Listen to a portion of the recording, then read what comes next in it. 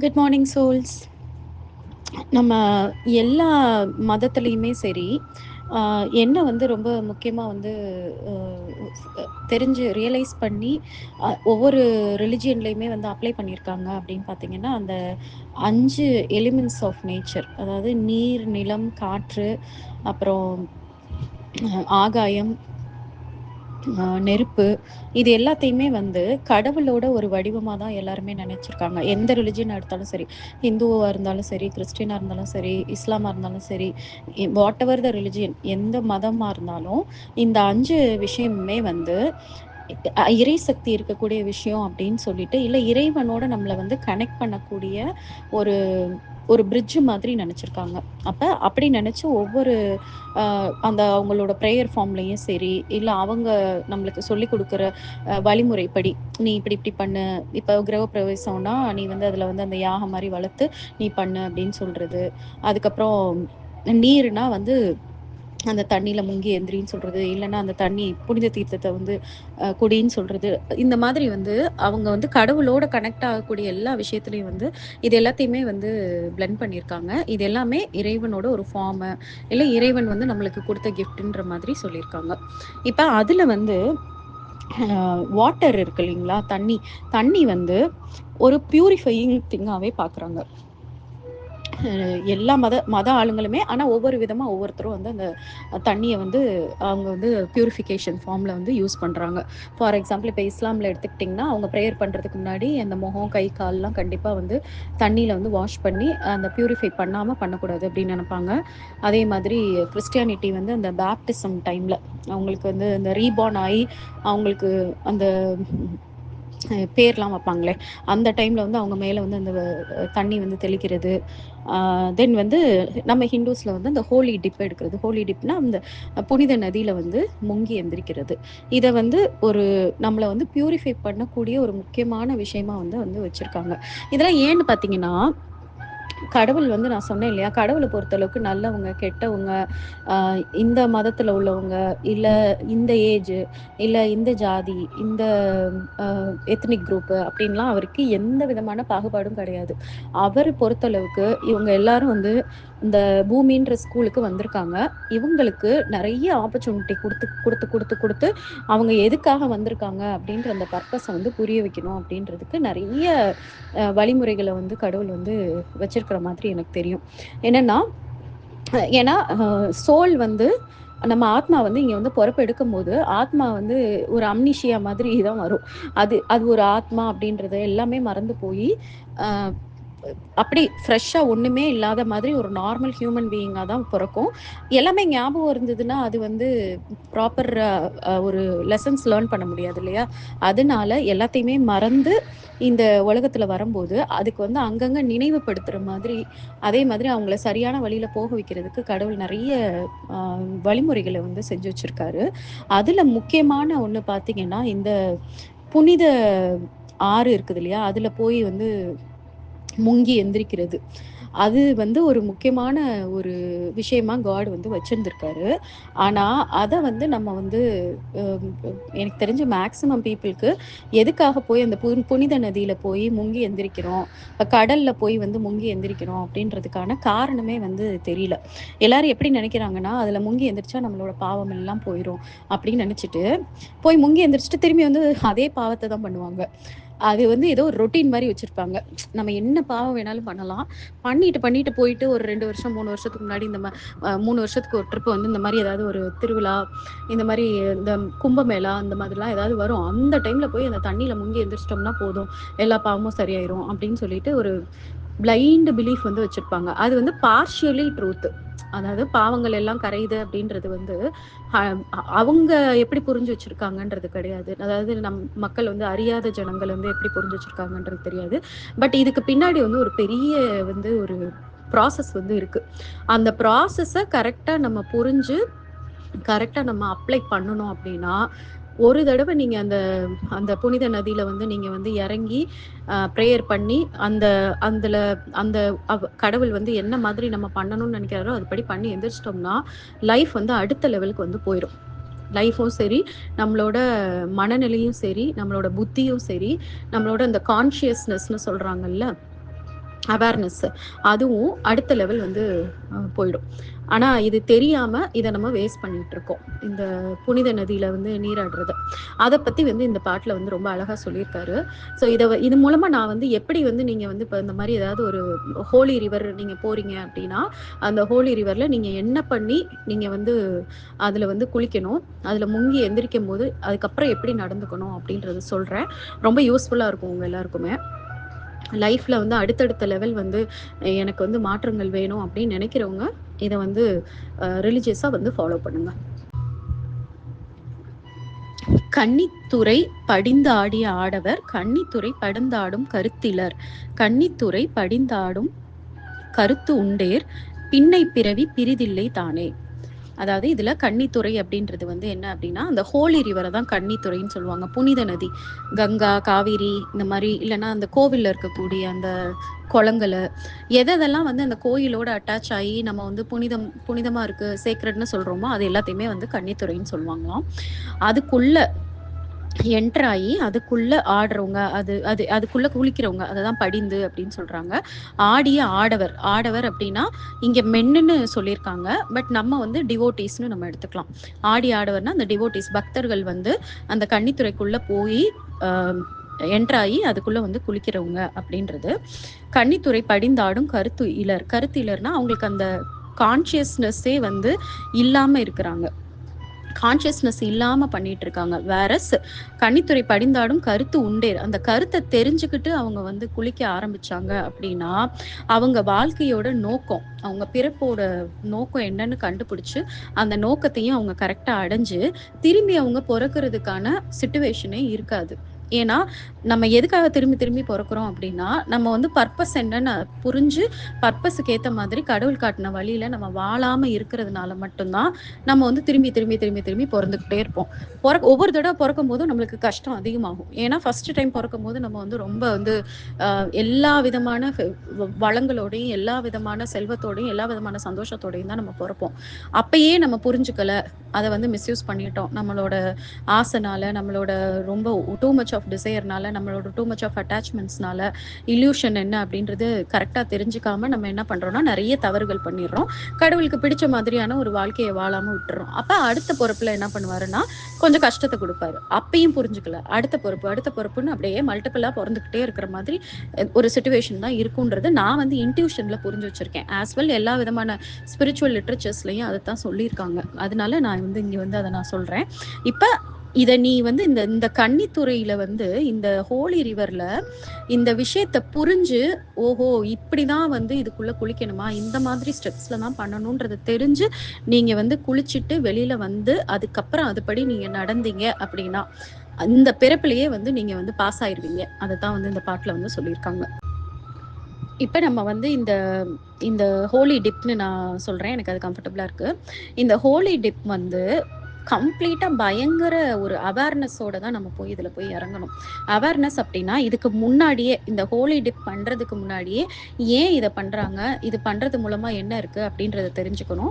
அதுக்கப்புறம் நம்மளை பற்றி வந்து நம்மளுக்கு வந்து ஒரு கிளியராக தெரிஞ்சுக்கணும். நம்ம வாழ்க்கையில் என்ன கஷ்டங்கள் நடக்குது, நம்மக்கிட்ட என்ன கெட்ட குணங்கள் இருக்குது, நம்மளுக்கிட்ட என்னென்ன நிறைய வந்து கர்மானால நம்ம கஷ்டப்படுறோம் அப்படின்றது எல்லாத்தையுமே உணர்ந்து இந்த தண்ணிக்குள்ளே இறங்கும் போது எப்படி இருக்கணும் அப்படின்னா, நான் அப்படி முழுமையாக உங்ககிட்ட சரணடைகிறேன் அப்படின்ற மாதிரியான ஒரு எண்ணத்தோட, என்னோட கர்மா, நான் தெரிஞ்சு தெரியாம பண்ண எல்லா விதமான மிஸ்டேக்கையும் வந்து நீங்க வந்து பியூரிஃபை பண்ணுங்க. இனிமே தெரிஞ்சு நான் எந்த தவறும் பண்ண மாட்டேன், தெரியாம அப்படி ஒரு வேலை பண்ணிட்டாலும் அதை எனக்கு உணர்த்தி அதுக்கு பண்றதுக்கு முன்னாடியே என்னை தடுத்துருங்க அப்படின்ற மாதிரி இறைவன் கிட்ட வந்து சரணடைஞ்சு என்னோட அகங்காரம், நான் அப்படின்ற எண்ணம் இது இல்லாம நான் முழுமையா என் லைஃபையும் சரி, என்னோட மனசையும் சரி, என்னோட புத்தியும் சரி உங்ககிட்ட நான் சரணடைகிறேன். தேவையில்லாத தப்பான எந்த விதமான அட்டாச்மெண்ட்ஸும், தப்பான எந்த விதமான ஆசைகளும் எனக்கு வேண்டாம். உங்களுக்கு எப்படி பிடிக்குதோ அந்த மாதிரியான வாழ்க்கையை என்னை வாழ வைங்க அப்படின்னு சொல்லி கடவுளோட பேரை வந்து மனசுல வந்து உள்ள இருந்து வைப்ரேட் ஆகிற அளவுக்கு. இப்ப நீங்க சிவனை கும்பிடுறவங்கன்னா ஓம் நம சிவாயன்றது நீங்க வாயால சொல்ல முடியாது, தண்ணிக்குள்ள உள்ள இருக்கும்போது வாயால சொல்ல முடியாது. உங்க மனசுல வந்து ஹை பிச்சில் வந்து அப்படி உங்க பாடியே அதிர்ற மாதிரி நீங்க சொல்லணும். சொல்லிட்டு நீங்க வந்து உள்ள வந்து இறங்கி வரணும். ஓகேங்களா? இப்ப இதுல முக்கியமான சில பாயிண்ட்ஸ் மட்டும் சொல்றேன். என்ன அப்படின்னா, உங்ககிட்ட இருக்கக்கூடிய ஏதாவது ஒரு கெட்ட குணம், என்னால இந்த குணத்த மட்டும் என்னால விடவே முடியல அப்படின்ற மாதிரியான ஏதாவது ஒரு குணம் இருக்குன்னா, அந்த ஒண்ண வந்து நீங்க சூஸ் பண்ணிக்கலாம். அத வந்து என்ன பண்ணணும்னா, என்னால வந்து என்னைய வந்து சரிப்படுத்திக்க முடியல. இந்த மிஸ்டேக் வந்து என் வாழ்க்கையில ஒரு பெரிய பிரச்சனையா இருக்கு. அதனால இத நான் உங்ககிட்ட சரண்டர் பண்றேன் அப்படின்னு சொல்லிட்டு, நம்ம சரண்டர் பண்ணிட்டு, இது சரண்டர் ஓகேங்களா? செகண்ட் வந்து ஒரு ப்ராமிஸ் எடுக்கணும். என்ன ப்ராமிஸ் அப்படின்னா, இதுக்கு நான் வந்து ஏதாவது மக்களுக்கு நல்லது பண்ற மாரி ஏதாவது ஒரு ப்ராமிஸ் எடுக்கணும். அதுக்கு ரொம்ப ஈஸி பார்த்தீங்கன்னா, ஃபுட் சேரிட்டி. நான் வந்து டெய்லி வந்து பசியோட இருக்க ஒருத்தருக்காவது நான் வந்து இன்னையிலேருந்து நான் வந்து சாப்பாடு குடுக்குறேன். என்னோட காலம் முடியிற வரைக்கும் நான் வந்து இத விடாம நான் பண்ணுவேன் அப்படின்னு சொல்லிட்டு அந்த ஒரு ப்ராமிஸ் பண்ணணும். ஸோ ஃபர்ஸ்ட்டு சரண்டர் பண்றோம். அதுக்கடுத்து அதுக்கு பதிலா வந்து ப்ராமிஸ். இந்த ப்ராமிஸ் எதுக்காகன்னா, உங்களுக்கு கர்மா வந்து ரொம்ப அதிகமா இருந்துச்சுன்னா, நீங்களே வந்து இ ஒ கெட்ட விஷயங்கள் பண்ணாம இருக்கணும்னு நெனச்சாலும், அந்த கர்மா விடாது. அது வந்து உங்கள வந்து பண்ண வைக்கும். இல்ல உங்களுக்கு பாதிப்பை ஏற்படுத்தும். அப்ப கடவுள் வந்து உங்களுக்கு துணையா இருக்கணும்னா, நீங்க இந்த கர்மாவ வந்து ரெட்யூஸ் பண்ணணும். ரெட்யூஸ் பண்ணணும்னா, இந்த மாரி இல்லாதவங்களுக்கு நெறைய நீங்க உதவி பண்ணும்போது, இந்த கர்மா ரெட்யூஸ் ஆகும். அப்ப அதுக்கு ஒரு ப்ராமிஸ். தென் ஒரு உறுதிமொழி எடுக்கணும் நீங்க. என்ன உறுதிமொழினா, இப்ப நான் வந்து இனிமே இந்த தப்பெல்லாம் பண்ண மாட்டேன் அப்படின்னு சொல்லிட்டு, உங்க மனசுல நீங்க ஏதாவது ஒரு 4, 5 தப்பு வச்சிருக்கீங்க அப்படின்னா, இந்த தவறுகள்லாம் நான் இனிமே பண்ணவே மாட்டேன் அப்படின்னு சொல்லிட்டு, கடவுள்கிட்ட வந்து பயங்கரமான ஒரு உறுதிமொழி மாரி குடுக்கணும். ஓகே. அதுக்கப்புறம் ஒரு கமிட்மெண்ட். என்ன கமிட்மெண்ட்னா, இன்னையிலிருந்து மேக்ஸிமம் எனக்கு தெரிஞ்ச மாதிரி நான் வந்து உங்களுக்கு புடிச்ச மாதிரியான ஒரு வாழ்க்கை, பியூரான வாழ்க்கை, ரொம்ப கம்பேஷனோட ஒரு வாழ்க்கை, இரக்கத்தோட இருக்கக்கூடிய வாழ்க்கை, தென் உண்மை, அதுக்கப்புறம் அடுத்தவங்களுக்கு நன்மை பண்ற வாழ்க்கையா நான் வாழ்றேன் அப்படின்னு சொல்லி, நம்ம வந்து இந்த 4யும் பண்ணி நம்ம பேசி கடவுள்கிட்ட பேசி ஒரு அக்ரீமெண்ட் மாரி நெனச்சு, அதுக்கப்புறம் அந்த தண்ணிக்குள்ள வந்து நீங்க வந்து முங்கி, எழுந்து அந்த முங்கி உள்ள இருக்கும்போதும் இத வந்து நீங்க ரிப்பீட் பண்ணிட்டு, எழுந்துட்டு 3 தடவனாலும் சரி, இல்ல 10 தடவனாலும் சரி, இல்ல 1 தடவ முங்கி எழுந்தாலும் சரி. இந்த மாதிரியான ஒரு அவேர்னஸோட தான் நீங்க வந்து அந்த தண்ணிக்குள்ள இறங்கும்போது, என்ன நடக்குது அப்டின்னா, வாட்டருக்கு வந்து ஒரு பயங்கரமான ஒரு பவர் இருக்கு. வாட்டரு நீங்க குளிக்கும்போதும் சரி, இல்ல நீங்க தண்ணி குடிக்கும்போதும் சரி, உங்க மனநிலை எப்படி இருக்கோ, அதே மாதிரி வந்து அந்த வாட்டர் வந்து மாறும் அப்படின்னு சொல்றாங்க. அந்த வாட்டர் வந்து அத என்ஹான்ஸ் பண்ணும் அப்படின்னு சொல்றாங்க. அந்த வாட்டருக்கான ஒரு பவர் அதுதான். இப்ப நான் வந்து உண்மையான ஒரு மனிதரா வாழணும்னு ஆசைப்படுறேன்ற எண்ணத்தோட நீங்க தண்ணீல குளிக்கிறீங்க. ஈவன் நான் வீட்ல பாத்ரூம்ல குளிக்கிறத கூட சொல்றேன். அந்த அளவுக்கு அந்த புனிதமான ரிவர் மட்டும் தான் வந்து பவர்ஃபுல்னு அர்த்தம் கிடையாது. வாட்டர் என்ன மாதிரி ஃபார்ம்ல இருந்தாலும் அந்த வாட்டர் வந்து பவர்ஃபுல் தான். அப்படி ஒரு எண்ணத்தோட நீங்க குளிக்கிறீங்கன்னா, அந்த வாட்டர் என்ன பண்ணும்னா, ஓகே இவங்க இத ஆசைப்படுறாங்க அப்படின்னு சொல்லிட்டு, அதுக்கேத்த மாதிரி உங்கள வழிநடத்தும். உங்க எமோஷன்ஸ வந்து அதுக்கேத்த மாதிரி ஹேண்டில் பண்ணும். எப்படி எமோஷன்ஸ ஹேண்டில் பண்ணும்னா, உங்க உங்க ஹானஸ்டியா இல்லாம அந்த ஹானஸ்டிய மீறுற மாரி எங்கேயாவது ஒரு சிச்சுவேஷன் வரும்போது, நம்ம மனசு அது கட்டுப்படுத்தும். நம்மளே வந்து இல்ல, இல்ல வேண்டாம். நான் வந்து உண்மையா இருக்கிறதுக்கு தான் விரும்புறேன். பொய்யான விஷயங்கள் வேண்டான்னு சொல்லிட்டு உங்கள வந்து அது வந்து தடுக்கும். அந்த பவர் வந்து வாட்டருக்கு இருக்கு. ஏன்னா, அந்த வாட்டர் வந்து உங்க பாடிலயும் மேக்ஸிமம் வாட்டர் தானே இருக்கு. நீங்க அந்த வாட்டரோட இருக்கும்போது, அந்த ஈரத்தோட இருக்கும்போது, என்ன நீங்க நினைக்கிறீங்களோ, அதுக்கு அந்த வாட்டர் வந்து சப்போர்ட் பண்ணும். அவ்ளோ பவர்ஃபுல்லான வாட்டரு. பிளஸ் அது வந்து ஒரு ஹோலி ரிவர்ன்னு இருக்கும்போது, நீங்க இந்த மாதிரியான மனநிலையில எந்த ஒரு கேரக்டர நீங்க விடணும்னு நெனைக்கிறீங்களோ, அத கடவுள்கிட்ட ஒரு சரண்டர் பண்ணி, அதுக்கப்புறம் ஒரு ப்ராமிஸ் பண்ணி, அதுக்கப்புறம் ஒரு கமிட்மெண்ட்டும் அ ஒரு உறுதிமொழியும் எடுக்கிறீங்க. ஒரு இதே எடுக்கிறீங்க அப்டின்னா, அவ்வளதாங்க. அந்த டிவைன் பவர் வந்து உங்களுக்கு வந்து ஃபுல் அண்ட் ஃபுல் சப்போர்ட்டிவா இருக்க ரெடியா இருக்கும். பட் இதுல முக்கியமானது என்ன அப்டின்னா, 2 விஷயம். ஒண்ணு வந்து இம்மீடியட்டா அந்த ஹோலி டிப் பண்ணி முடிச்ச உடனே, உங்களுக்குள்ள வந்து அந்த டிவைன் எனர்ஜி வந்து பயங்கரமா ஆக்டிவேட் ஆயி, ஒரு எனர்ஜியா உங்களுக்குள்ள இருக்கும். அப்ப நீங்க என்ன பண்ணணும் அப்டின்னா, அ ரொம்ப அமைதியா இருக்கணும். அனாவசியமா வளவளன்னு கூட இருக்கிறவங்களோட பேசுறது, தேவையில்லாத விஷயங்கள இல்ல ரொம்ப கத்திக்கிட்டு ஃபன் பண்றேன் அப்டின்ற பேர்ல பேசுறது, இல்ல வேர்ல்ட்லி திங்ஸ டிஸ்கஸ் பண்றது, இல்ல சண்ட போடுறது. ஏன்னா கண்டிப்பா நீங்க எல்லாரும் சேர்ந்து தான் அந்த புனித யாத்திரை போயிருப்பீங்க. அப்படி போகும்போது, அந்த மாரி வேர்ல்ட்லி திங்ஸ்க்குள்ள போகாம, அந்த டே ஃபுல்லுமே வந்து முடிஞ்ச அளவுக்கு ரொம்ப அமைதியா இருக்கணும். உங்களுக்குள்ள வந்து அந்த இறை உணர்வு வந்து இருக்கிறத வந்து நீங்க விட்டுறவே கூடாது. அதுக்குள்ளேயே டுவெல் ஆயிட்டே இருக்கணும். ஓகே. ஏன்னா அது ஒரு ப்ராசஸ் மாதிரி இருக்கும். உங்களோட இன்னர் பியூரிஃபிகேஷன் வந்து நடந்துட்டு இருக்கும். அதுக்கப்புறம் எப்பவுமே வந்து அன்னைக்கு டே ஃபுல்லா நீங்க என்னைக்கு ஹோலி டிப் எடுத்தீங்களோ அன்னைக்கு ஃபுல்லா வந்து உங்களுக்கு பிடிச்ச மந்திரத்தை சொல்லிக்கிட்டே இருங்க. அந்த ஹோல் டேமே வந்து ஒரு மாதிரி ஒரு மெடிடேட்டிவ் ஸ்டேட்லயே இருங்க. அதுக்காக கண்ணை மூடிட்டே உட்காந்துருங்கன்னு சொல்ல வரல. இன்னர்ல உங்களோட கவனம் ஃபுல்லா உங்களோட இன்னர் வேர்ல்டுக்குள்ள இருக்கணுமே தவிர வெளியில இருக்கவே கூடாது. வெளியில எதோடையும் அட்டாச் ஆகாம உள்ளுக்குள்ள மனசுக்குள்ள இறைவனோட பேரை சொல்லிக்கிட்டே ஒரு பயங்கரமான ஒரு அமைதியோட இருக்கணும்.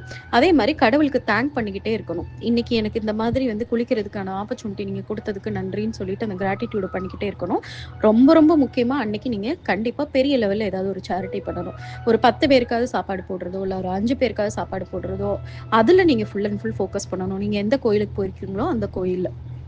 அதுக்கப்புறம் அந்த இன்னொரு முக்கியமா அன்னைக்கு வந்து யாரை பத்தியும் தப்பா பேசுறது, யார் மேலேயும் கோவப்படுறது, யாரையும் வந்து ஹர்ட் பண்ற மாதிரி நடந்துக்கிறது, இந்த மாதிரி எந்த விஷயத்தையுமே அன்னைக்கு பண்ணக்கூடாது. நெகட்டிவ் எமோஷன்ஸோட இருக்கக்கூடாது. முடிஞ்சா ஏதாவது ஒரு ஸ்பிரிச்சுவல் புக் எடுத்து ரீட் பண்ணிட்டே இருக்கணும். உங்களுக்கு டைம் இருக்கு அப்படின்னா யாருக்காவது ஹெல்ப் பண்ணணும், இல்ல அங்க டெம்பிள்ல ஏதாவது ஒரு வேலை பார்க்கணும். இந்த மாதிரி பண்ணுமே தவிர இந்த கம்ப்ளைண்ட்ஸ், காசிப்பு இந்த மாதிரி எந்த விஷயத்தையும் பண்ணக்கூடாது. முடிஞ்ச அளவுக்கு ஒரு கிளீனா சிம்பிளான க்ளோத்ஸ் ஆல்ரெடி அந்த மாதிரி தான் ட்ரெஸ் எல்லாம் போடுவீங்க.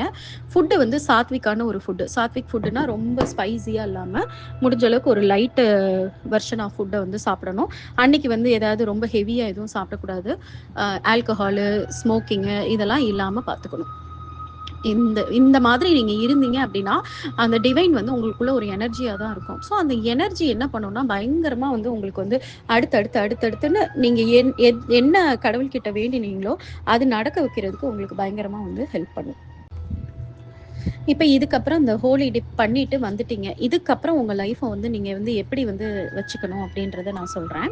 உங்களோட எண்ணங்கள் எப்படி இருக்கணும் அப்படின்னு பார்த்தீங்கன்னா, இறைவனை வந்து அடிக்கடி நினைச்சுக்கிட்டே இருக்கணும். ஏன்னா நீங்க அங்க வந்து ஹோலி டிப்ல நீங்க வந்து ஒரு கமிட்மெண்ட் கொடுத்துருக்கீங்க. இறைவனுக்கு பிடிச்ச மாதிரியான ஒரு வாழ்க்கையை வாழுவேன்னு. இறைவனுக்கு பிடிச்ச மாதிரி ஒரு வாழ்க்கையை வாழணும்னா இறைவனை மனசுல எப்பவுமே நினைச்சுக்கிட்டே இருந்தாதான் அவர் கைட் பண்ண முடியும் ப்ராப்பரா நம்மளுக்கு. ஸோ அமைதியா இருக்கும் போதும் சரி, ஒர்க் பண்ணும் போதும் சரி, இல்ல ஏதாவது வேற ஏதாவது வேலைகள் பண்ணிட்டு இருக்கும் போதும் சரி, எப்பவுமே இறைவனை வந்து மனசுக்குள்ள ரிமெம்பர் பண்ணிக்கிட்டே இருக்கணும். அதுக்கப்புறம் உங்களோட தாட்ஸை அப்சர்வ் பண்ணணும். கோபம், இல்ல பொறாமை, இல்ல பயம், இந்த மாதிரி எது வந்தாலும் ஒரு நிமிஷம் பாஸ் பண்ணிட்டு நம்ம கரெக்டா தான் பண்றோமா, இது தேவையா அப்படின்னு சொல்லி அப்சர்வ் பண்ணி அதுக்கான கேப்பபிலிட்டி உங்களுக்கு இருக்கு. தேவையில்லாததுன்னா அதை விடவும் உங்களால முடியும். இல்ல தேவையானதுன்னா அதை லிமிட்டடா யூஸ் பண்ணவும் உங்களால முடியும். எது கரெக்ட்னு உங்களுக்கு உள்ள இருந்து உங்களோட வந்து இறைவன் வந்து கைட் பண்ணுவார். அதே மாதிரி எப்பவுமே வந்து பாசிட்டிவா இருக்கிறதுக்கு ட்ரை பண்ணணும். அடுத்தவங்களுக்கு வந்து எந்த வகையிலலாம் நல்லது பண்ண முடியுமோ, ஏன்னா இறைவனுக்கு என்ன பிடிக்கும், அவர்கிட்ட நம்ம கேட்குறோம்னா அப்ப அவர் நம்ம கிட்ட எதிர்பார்ப்பாருல்ல, நான் எதுக்கு உனக்கு ஹெல்ப் பண்ணணும், நான் உனக்கு ஹெல்ப் பண்ணணும்னா நீ மற்றவங்களுக்கு ஹெல்ப் பண்ணு, நான் உனக்கு ஹெல்ப் பண்ணுவேன் ஆனா நீ யாருக்குமே ஹெல்ப் பண்ண மாட்டேன்னா என்ன நியாயம் இதுன்றதான் இறைவன் கேட்பார். அப்ப இறைவன் கிட்ட நம்ம உரிமையா கேட்குற மாதிரி நம்ம என்ன பண்ணணும்னா மற்றவங்களுக்கு உரிமையா சர்வ் பண்ணணும்னா நம்மளால முடிஞ்ச ஹெல்ப்பை மற்றவங்களுக்கு ஏதோ ஒரு வழியில நம்ம பண்ணிட்டு அடுத்தவங்க கிட்ட முக்கியமா கைண்டா இருக்கணும்.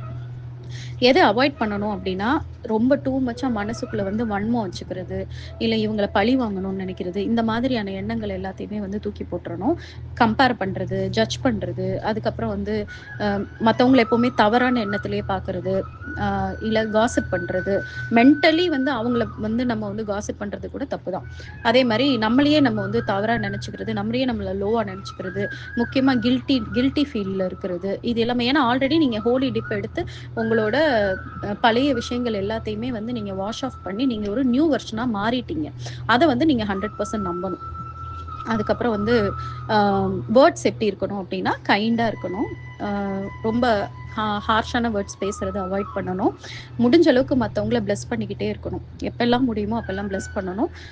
ஆனஸ்டா இருக்கணும், ஜென்டிலா இருக்கணும். தென் வந்து ரொம்ப ரொம்ப பேசவே தேவையே கிடையாது. ஆனா பேசும்போது ரொம்ப அந்த அன்போடையும் ப்ரெசண்டா இருக்கணும். மைண்டை வந்து ப்ரெசண்டா வச்சுட்டு நம்ம பேசணும். கடவுளுக்கு பிடிச்ச மாதிரி தான் நம்ம பேசுறோமான்னு அப்பப்போ வந்து நம்ம வந்து செக் பண்ணிக்கணும். ஓகே. அந்த ஹார்ஷ்னஸ்ஸு, அதே மாதிரி சர்க்காஸ்டிக்கா இருக்கிறது, காசிப் பண்றது, இது எல்லாத்தையுமே வந்து நம்ம வந்து அவாய்ட் பண்ணணும். கம்ப்ளைண்ட் பண்ணிக்கிட்டே இருக்கிறதையும் நம்ம வந்து கட் பண்ணிக்கணும். ஓகே.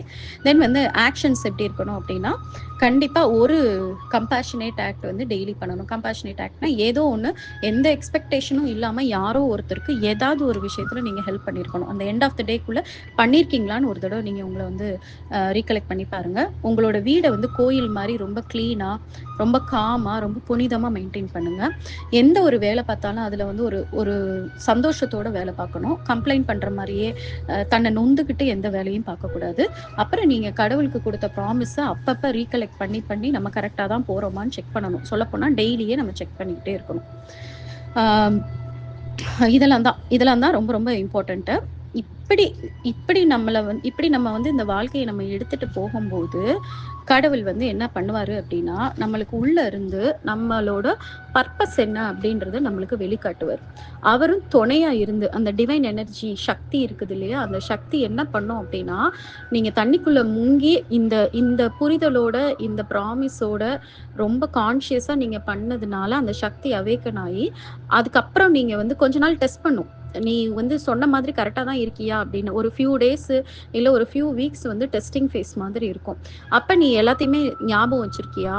நீ பண்ண ப்ராமிஸு அதுபடி நீ நடக்கிறியான்னு எல்லாம் பார்த்துட்டு, ஒரு கட்டத்துல ரொம்ப நேச்சுரலாவே உங்களுக்கு வந்து இது ஒரு லைஃப் ஸ்டைலா மாறுற மாரி மாறி, அதுக்கப்புறம் அடுத்து அடுத்துன்னு நீங்க வந்து நெறைய நல்ல விஷயங்கள வந்து அட்ராக்ட் பண்ண ஆரம்பிச்சுருவீங்க. உங்க கூடவே வந்து இறை சக்தி வந்து உங்களுக்கு பயங்கரமா ஹெல்ப் பண்றத நீங்க ஃபீல் பண்ண ஆரம்பிச்சுருவீங்க. ஸோ இதுதாங்க இப்படிதான் ஹோலி டிப் பண்ணணும். ஆனா பிராக்டிகலா நம்ம எல்லாரும் என்ன பண்ணிட்டு இருக்காங்க அப்படின்னா, இக்னரன்ஸ்ல சும்மா போய் அந்த தண்ணீல போய் முங்கிட்டு வந்தா எல்லாமே சரியாயிரும் அப்படின்னு நெனச்சுட்டு, எந்த விதமான அவேர்னஸும் இல்லாம, எந்த விதமான டீப்பான தாட்டும் இல்லாம, எதுவுமே இல்லாம நம்ம முன்னாடி பண்ண பாவம்லாம் கழிஞ்சிரும். இதுல பண்ணிட்டா, அதுக்கப்புறம் திரும்பி புதுசா வந்து பாவம் பண்ணிக்கலான்ற மாதிரியான எடுத்துட்டு போய் அந்த ஹோலி டிப்ன்ற அந்த வேல்யூவே வந்து புரிஞ்சுக்காம வேஸ்ட் பண்றாங்க. ஸோ இந்த மாரி இறைவன் வந்து நம்மளுக்கு நெறைய வழிகள் வச்சிருக்காரு. நம்ம லைஃப வந்து சரி பண்றதுக்கு. நம்மளோட இக்னரன்ஸ்ல நம்ம வந்து லூஸ் பண்ணிட்டு இருக்கோம். இந்த மாதிரியான ஸ்பிரிச்சுவல் முன்னாடி இதெல்லாம் 3000 வருஷத்துக்கு முன்னாடி திருமூலர் சொல்லியிருக்காரு. இதெல்லாம் நம்ம படிச்சோம்னா, ஓகே. படிச்சுட்டு அதுக்கப்புறம் நம்ம வாழ்க்கையில வந்து அப்ளை பண்ணோம்னா, அந்த அவேர்னஸோட நம்ம எல்லாத்தையுமே பண்ணுவோம். அதனால தான் வந்து இந்த மாதிரியான ஆடியோஸ்லாம் மிஸ் பண்ணாதீங்க. இது வந்து உங்களுக்கு ஒரு நாலேட்ஜ் தர்ற விஷயம். இந்த நாலேட்ஜோட உங்க லைஃப எடுத்துட்டு போங்க அப்படின்னு சொல்றது.